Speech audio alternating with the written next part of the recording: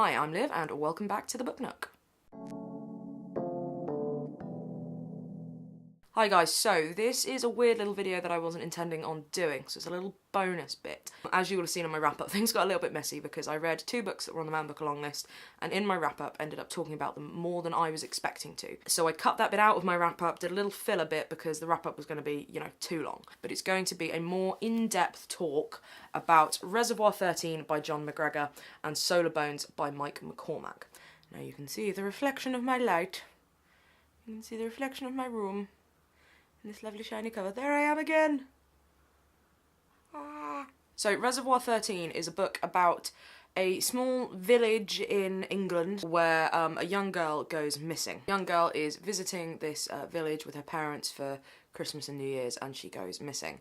And then what this book does is, instead of turning into some kind of procedural crime thing, it just concentrates its energy on this village. Each sort of chapter is a year in the life of this village, and you have patterns and there are things that repeat, traditions, and how the village is changed and altered by the disappearance of this girl. He's got this gorgeous writing style that is very much up my street, that is sort of slightly stream of consciousness-y, and it's this kind of constant... It's a bit like a snowball rolling down a hill, but it's a really bad analogy because a snowball rolling down a hill eventually comes up against something, whereas Jon McGregor's writing it does kind of... It's a novel that, as seems to be relatively typical to Jon McGregor, doesn't do quite what you're expecting it to do. It is one that takes a little while to sort of settle into. As I was reading it, the first sort of few chapters and the first sort of cycles of this village life, you're there thinking, okay, what are we going to find out? Are we ever going to find out what happens to Rebecca Shaw? And what kind of book is this? But eventually you do kind of just get swept up along with it. And again, as always with Jon McGregor's writing, you do have to there is a bit of navigating around characters that you have to kind of do yourself, because nothing is sort of quite clearly signposted because of his writing style, the way he introduces characters and speech and meetings between characters. There's a bit of confusion. There's some names that are sort of relatively similar, so for a little while I was kind of just trying to keep track in my mind of who was who. But that's always going to happen when you've got a book that concentrates on a village and you've got more of an ensemble cast of characters. You can feel that this is an established village and there are people here who have lived, generations of their family for a long time. You can feel the history of the village before we join the village, before this girl goes missing. You feel this sort of sense of community that I think, you don't often get in a lot of novels, but I think it's something that Jon McGregor does very well. In If Nobody Speaks of Remarkable Things, it is very much concentrated on this one street, and I think what McGregor does very well is focusing on one particular location, and he sums up a lot of what happens and what can happen in a community when something happens. And his writing style is beautiful, and it does lend itself to that. This constant, life isn't quite so cut and paste a lot of the time. A young girl goes missing, we don't always find out what happened to her. We don't always have all the answers. Even if we do find out what happened, we don't have all the answers as to how, when, where, who. So there's always a sense of not quite knowing everything that we'd like to know.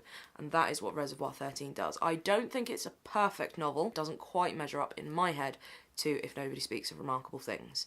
There was something about that novel that I think was so sort of refreshing and new, and the way that it was written and the way it focused on this community.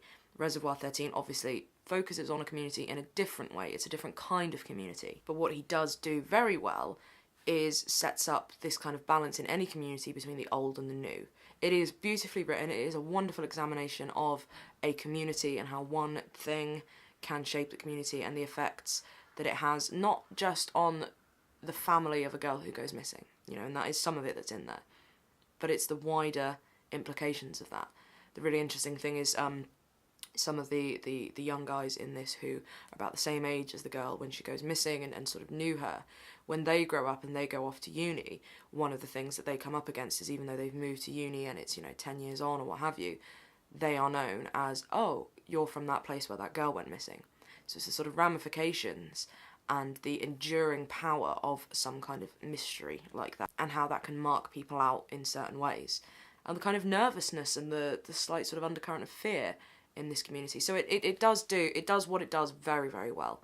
There is something about it, as I say, that I didn't love quite as much as If Nobody Speaks of Remarkable Things, and not quite as much as his collection of short stories. But Reservoir 13 by Jon McGregor is a really gorgeous novel.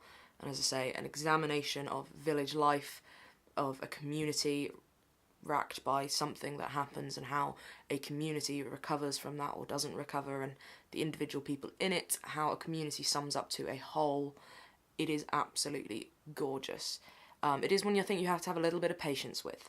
As I say, the first couple of chapters is you getting a feel for this cycle and getting a feel for his writing and who people are and his style. But once you get into it, it is this just sort of gorgeous, as I say, it's a snowballing thing. And as a passing of time and seasons, and yeah, it's absolutely gorgeous. So Reservoir 13 by Jon McGregor. I would absolutely recommend this one. If you are a fan of Jon McGregor, I don't think it'll disappoint. It may not quite measure up, as I say, for me, not quite as amazing as If Nobody Speaks Remarkable Things, but still a really solid novel, really gorgeously written. As always with Jon McGregor, well, he's my kind of writer. So yeah, Reservoir 13 by Jon McGregor. Not a disappointment.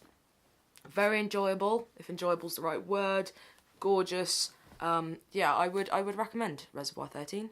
So that was Reservoir 13 by Jon McGregor. Now for this next bit, the Mike McCormack Solar Bones bit, you will notice I do some weird waving thing. Essentially, when I was recording this for the wrap-up, I didn't want to put any spoilers in it. But what I'm going to say is, I'm going to keep in my weird waving and try my real low-tech solution to try not to spoil things for people. But I'm just going to go ahead now and say, if you want to read Solar Bones without any preconceptions, then don't watch the next bit.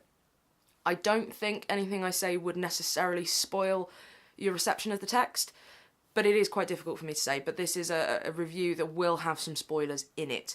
You can try watching it with your finger hovering over the mute button if you want. Basically, proceed at your own peril. There's some weird waving going on to try and alert you to some spoilers. Let's see how it goes. So then after reading Reservoir 13, I thought, okay, I'm going to carry on reading the books from the Man Book Along list that I've got. So the next book that I picked up was Solar Bones by Mike McCormack. Now, this book, okay, it's something special. I posted an initial gut review the moment I finished it at like 1:30 in the morning. I've just finished Solar Bones, bloody hell. Initial thoughts, gorgeous, intense, singing, terrifying, uplifting. Somehow reminds me of Sarah Moss's Tidal Zone and something else I can't put my finger on. Shades of Jon McGregor and George Saunders, for me at least, and of Eamon McBride. Somehow a huge novel for 250-ish pages. Don't want to spoil it, but will say personally the ending is going to keep me awake. Takes a little while to settle into, but once you're in, you don't breathe and don't stop, and it's so very intense. A hymn to life and love and family and community and fatherhood, work, art, politics and protest, and so much more besides. An utterly wondrous thing. So, those were my initial thoughts. That was, you know, I've just finished reading it, it's 1:30 in the morning, I've stayed up to finish it, and I'm just kind of blown away. But the first thing I'm going to say about this, so it is written in one continuous sentence. As in, there are no full stops. There are commas, there are breakpoints, there are places to breathe quickly, but there are no full stops. There are no chapter breaks. It is just one. If Jon McGregor was a snowball, okay, Solar Bones is a boulder rolling down a hill and you're just clinging on for dear life. Somehow in the middle of the boulder, it's a hollow boulder, you're in the middle. It's a tyre rolling down. It's a very fast thing, moving very, very quickly, and you just have to hold on. It's something you have to settle into. I would say for the first maybe 50 pages, again, it was one where you get yourself a feel for the kind of writing. You learn how to read this kind of writing, which is the thing that very much reminded me of Eamon McBride. A Girl is a Half-Formed Thing and The Lesser Bohemians. They say the first 50 pages or so, you are learning how to read that particular kind of writing. You're getting your sea legs for the particular book and the style. And once you've got it, when you do need to stop, you learn, okay, where's a stopping point? The last word of that particular paragraph is actually the first word that leads you into the next one. So it's okay, you just read and you stop. So you figure out how to read, you figure out how to start reading and how to stop. I mean, I've had some people ask me, is it pretentious? Is it a bit wanky? And the answer is yes and no. I love it because I do love a slightly pretentious wanky book. I don't like kind of pretentious, oh, I'm such a clever white man who can do, oh, look how clever I am. This is maybe a bit pretentious in a way that goes, here's the form of a novel, okay? This is how you write a novel. Screw it. And that's the kind of pretentious that I love. I love it. And whether it's successful or not to everybody, I don't care. It's successful to me. I love it. Essentially, it is the story of, and again, this is where it might get a little bit spoilery. What I will try and do is I will wave my hand like this when I'm about to do a spoiler bit, okay? So I'm going to just keep my hand here. I'm going to keep my hand here like this. This is really high tech. And I'm going to go like that when you might not want to listen. Ow, this really hurts. But it's the story of one man, and he's talking through his life, and the whole time you're reading it, you're not quite sure, is he dead? And he gives this, this is so high tech, and he gives an account of his life, from meeting his wife, to sort of a little affair he had, to his children growing up, what his children are doing now, his job, his career, and it's just absolutely gorgeous. And there is a lot in there, and that was one thing, as I say, it's somehow a huge novel for 250-ish pages, because it packs so much in there. It talks about the responsibilities of fatherhood and how you can sometimes feel like you're failing, and how do you adapt as your children grow up. And you know, he's got 2 children, he's got a son and a daughter, and they're quite different, but they're also quite similar in a way, and it's navigating that and the relationships that he has with his son and his daughter, and with his wife, and his job, his relationship to his job, his thoughts about engineering, how the passion that he has for it. Again, it's sort of set in a community that's not necessarily fully tight-knit, but it's set in Ireland, and it charts with his father as well, is where it really comes good as well, his relationship with his father, how that shaped him, how that shaped his politics. So it sort of charts the history of Ireland and Irish history, which I'm totally ignorant on, I will confess. So some bits I was kind of a bit like, eh, what? Okay. But you don't need to know the ins and outs of that, because what you're getting is this sense of how a person's politics can be shaped by not necessarily the politics of your father or your mother, but the way they live their life, their sensibilities, their moralities, the way they do things. And it's just utterly gorgeous for that. Now, the spoilery bit... Okay, I'm going to talk about the spoilery bit. At the end, you do realise that, yes, he is dead. And this whole hour, because it's set over an hour, has been him dead. And he's come back for an hour, and he's thinking of his life. Now, the ending... Okay, I can't talk with just waving my hand around like that, okay, when I talk about this, but spoiler alert, I will try and put along here. I am someone who is absolutely terrified of death, okay? And I don't mean in a kind of, like, nobody wants to die. I mean in a sense, like, I'm clutching the hem of my pyjama bottoms right now, because, like, just talking about it gets me a bit... I freak the hell out when I think too much about death and dying and what's after, okay? It just... Yeah, it freaks me out a lot. And that is why I had trouble sleeping after this, because in the last 20 pages or so, and this is the spoiler alert thing, it talks you through this guy having a heart attack.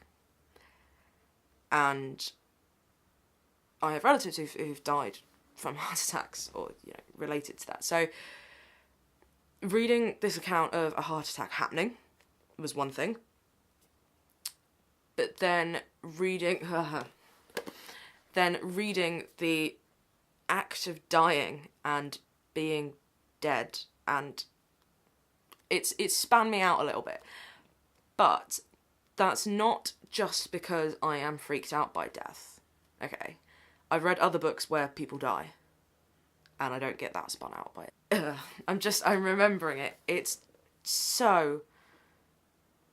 incredible, is the only way to put it. It's the way it writes about physically dying, you know, doing a death, being dead. It's the most evocative thing I've read in a while, and something that I had the strongest reaction to. As I said, I was staying up until 1:30 reading it anyway, which was probably a mistake. But then for about an hour, even though when I was reading, I was like, okay, this is spinning me out, try and read it a little bit more clinically, okay, just read the words on the page, yes, they're gorgeous words, okay, done. And then I thought, okay, right, I'll post my initial review, and I'll, you know, scroll through Twitter and Instagram and try and fall asleep. And I was just there like, can't do it. Absolutely cannot relax. Even though I was switching my mind off and not thinking about... I was thinking about the rest of the book, you know, the bit that isn't the deathy bit. And I just could not relax. As a description of, as I say, having a heart attack and dying, and what that means to a man, to lose everything, to now be physically removed from everything, spiritually, yeah, I had a relatively extreme reaction to it, as you can probably tell. But that is the power of the writing, because as I say, I have read books where people have died before, and people have been dead, and books that have talked about that before. None of them have done it the way that Solar Bones does it. And then when you finish it, you realise that actually it's been doing that the whole time, and that is why I think the end is as extreme as it is, because it's answering for definite the question you'd kind of answered the whole way along. It is cleverly done, and it's one of these where the form matches the content. It is an account of a man's life told over an hour, the last hour that he has, an hour that he didn't think he was going to have again. And he thinks about everything. It's the last hour he has to think. He didn't think he was going to have a chance to think again, so he's got to get it all out. He's got to think about everything. It's astonishing for me, and I'm a bit annoyed at myself because Tramp Press sent me a copy of this ages ago. Tramp Press, an Irish press, a small Irish press, sent me a copy of this bloody ages ago. I asked for it, and I wanted to get round to reading it, and I was hearing so much about it, and I just kept on not getting round to it. And I'm pissed off at myself because I did get myself a copy of the Canongates version.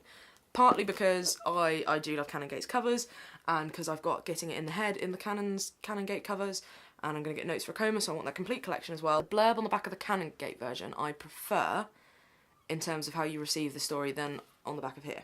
So, when I was reading this one, I had read the blurb for the Tramp Press version, but quite a while ago. So I'm just going to read you the two blurbs. So the Canongate version: Marcus Conway has come a long way to stand in the kitchen of his home and remember the rhythms and routines of his life, considering with his engineer's mind how things are constructed, bridges, banking systems, marriages, and how they may come apart. Mike McCormack captures with tenderness and feeling in continuous flowing prose a whole life suspended in a single hour. Okay? The Tramp Press edition starts off with Marcus Conway is dead, but sometimes on All Souls' Day the dead return to us. Set in the west of Ireland as the recession is about to strike, Solar Bones tell the story of one man's experience as his world falls apart. So I think maybe a marriage between the two blurbs would have worked.